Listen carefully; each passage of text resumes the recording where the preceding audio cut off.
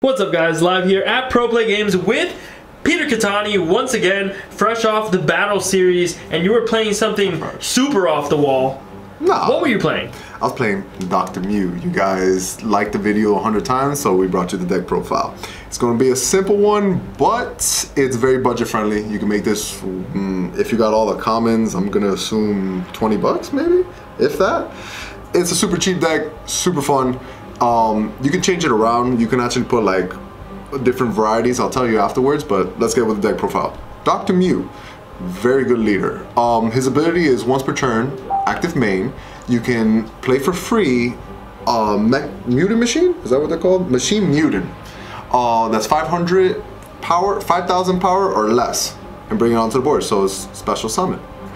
And then he awakens if your life is at 4. He draws 2 cards. Yay. Leaders that do the whole tap thing. But this one, the other side, does the exact same thing, but can play for free Machine Mutant that's 10,000 or less. Awesome. So I'm gonna show you the deck now. Alright, so I'm gonna start out with the events first and then show you the rest of the deck. For events, I'm playing 3 Vados. I don't know why I always do 3 negates, but that's my magic number. Yay. Negates are important because as good as a hand this thing has to defend, when they bring Ultra Instinct Goku, doesn't matter how big your hand is, you lose. I learned that the hard way, so that's when we added the negates. Awesome. The main card of this deck is Planet M2. If your leader's Dr. Myuu, when you play it, you get to draw a card. So it replaces itself, great. And through the rest of the game, active in battle, on your turn only though, you can play this into rest and pick a leader or a creature and give him minus 5,000, which is great because let's say they put in you, if they're keeping you above 5 life and not letting you awaken, you can still attack and be aggressive with your leader. Awesome. Also, if they have like little 1-drop Boo, Boma, anything, you're able to kill potential combo piece early in the game, so later on they run out. It's a great card. It's probably the best thing in this deck. Yeah, no, I'm gonna rate this one the best card in the deck. Awesome.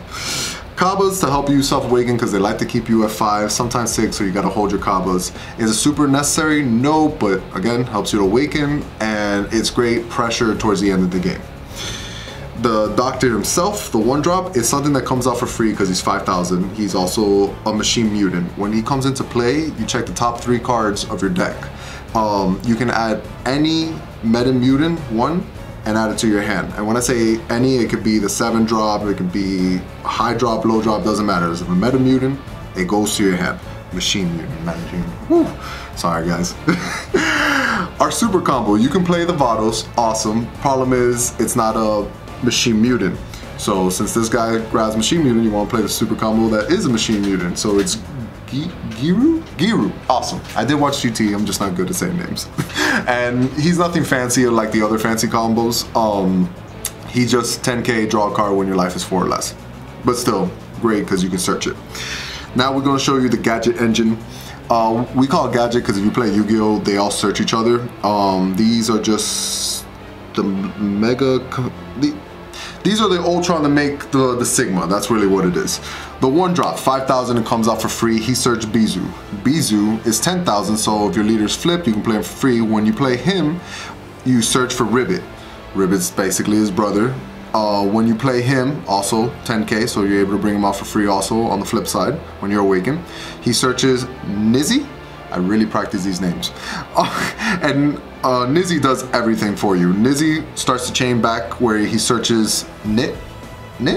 Is that right? Nat. See? Camera guy helps me out all the time. He searches out Nat, and basically on turn 3 when you play him, you're going to search this. And then use your ability to special him to search out this. So 1 card gave you a +2 easy. His ability, he searches the 1-drop. Afterwards, you can Union Absorb Ribbit and Myuu together to go through your deck and search for Sigma. Sigma is incredible. He's a 4k double striker, 20k. Okay, he's a 4-drop, 20k double striker, now that we said it right. That has an ability, active main. You can send him to the grave to draw 2 cards. So you wasted 2 cards to do this, but you also got the +2, so there was no wasted anything. You get to draw 2 cards, and then 1 creature for the duration of turn is minus 10,000. The beauty about this mechanic is if a creature goes below 0 or goes to 0, it dies automatically. So it's theoretically removal. Since Kaba is so big in this format with the whole veggie package, you're able to kill the Kabas, and that's very huge when they're doing the Shugash Kale play. So it's something that even if you don't want to swing, you can at least have a removal, draw 2 cards, and kill an important piece of that little puzzle. So they have to bring out another Kaba to do it. So that's the gadget engine. It's really good. Every turn you're getting a plus, and your hand is always going to be big. Love this. Then this section of the deck can be black cards, because you do load your graveyard really well when you do the Nizzy play with man, I did practice Sigma. Perfect. That's 1, 2, 3, 4 cards in the grave. If you want to play black cards, it's totally up to you. I don't, so I can play the general Rildo package, which I think is good, but you can test out the deck. If you were going to change anything, you want to change these cards. But let me explain what they do. It's a 3-drop that has Union Absorb. He absorbs all the gadgets other than Sigma. So 1, 2, 3, 4. They have to be in the graveyard. Usually this guy stays on the field, so most of the time you're gonna waste combo just to get him in the grave, so you can do this Union Absorb. When he Union Absorbs, perfect, now that we can talk, right? He goes through your deck and finds the level 5 General Rildo. He comes into play. When he comes into play, all your opponent's battle cards get minus 10,000. Awesome, so we're gonna kill Kabas automatically. Then, when he swings double strike 25k. When he swings, he's able to kill a creature that's 10,000 or less. So Kale being 20, when he comes into play, it makes it 10. When I swing, I'm able to kill Kale. I find this package really useful to deal with the monkeys and the Kale package. If they bloodlust you, they bloodlust you, and you know, that's always what you're gonna have to play around. But in a perfect world where Mecha Frieza is banned, you might not see it as much, and this would be very crucial, very good.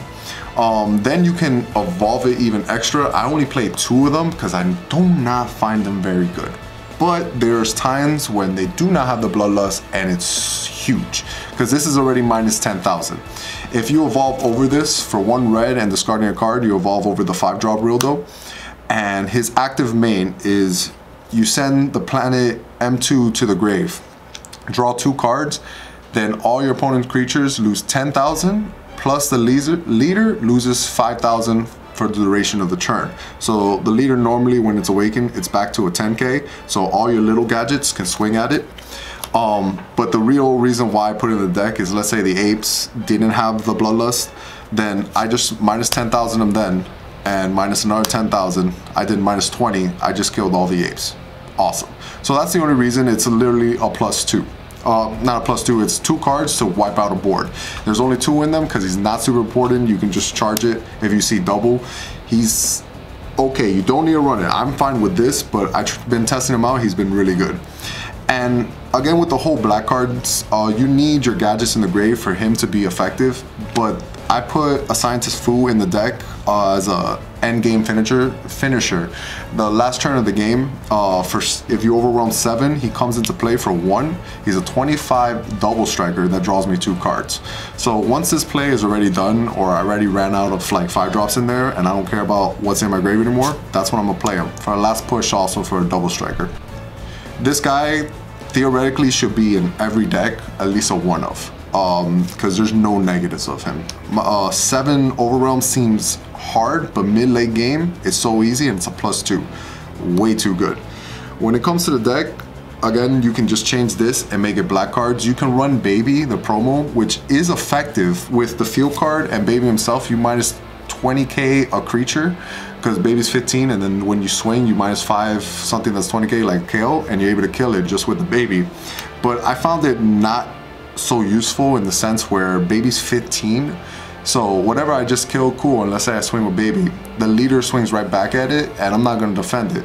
With this guy 25, they're going to have to throw cards at it to try to kill it, and I can protect it since my hand's so big. So that concept is what you can change, but everything else, you want to keep consistency with the machine mutants. so he's able to hit targets. That's why I kept it like this. So this was the deck of Dr. Myuu. I love this leader. The battle series went well, actually great, fantastic. That's what we have to say.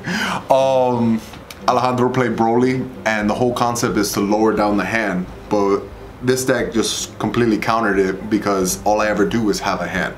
If I go against Cell, I lose, period. I tested that. I was like, oh, maybe I can. No way to play around Cell.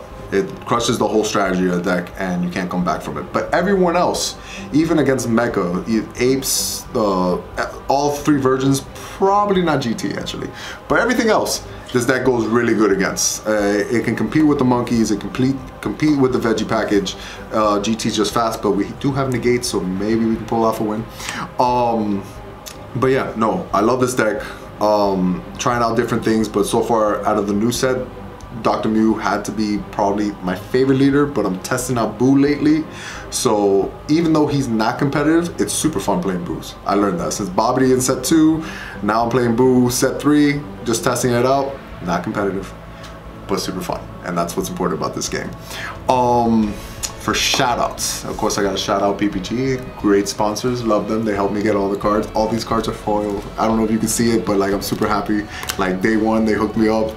They made sure to get all the foils, and I'm super happy about it. But PPG, thank you for being my sponsor. My buddy in Australia, I'm gonna give you a shout out because your birthday was this month, Dialis. Hopefully I'm saying this right. It was a different name, and clearly I'm not good with names, but happy birthday. I hope you had a great one. I saw some videos. You seem to have a great time. And shout outs to everyone that watched me and you know, like seeing my videos. I do try. I'm gonna start bringing some more fun ones, more than competitive. The next battle series, I'm gonna bring out Boo. I don't know what Alejandro's gonna play, but Boo is gonna be mine. Don't tell him. He doesn't watch my videos. But that's pretty much what I got going on. All right, so that's it for this video. See me next battle series. Check that out. And see you guys next time. Later.